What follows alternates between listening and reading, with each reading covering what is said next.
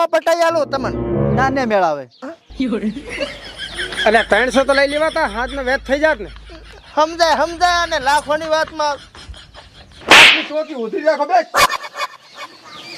Phone થડકાઈ નાખ્યો આને. કાપી લેશો આલુ ભરે ગરમ પાછો ને. હે હા હું થોડીક એકી કરતા હું બીકી દેવું લાગે હરું. બિયા બનો ના થોડું કાતો. તું બાર જા હું અંદર મોતરી જઈશ.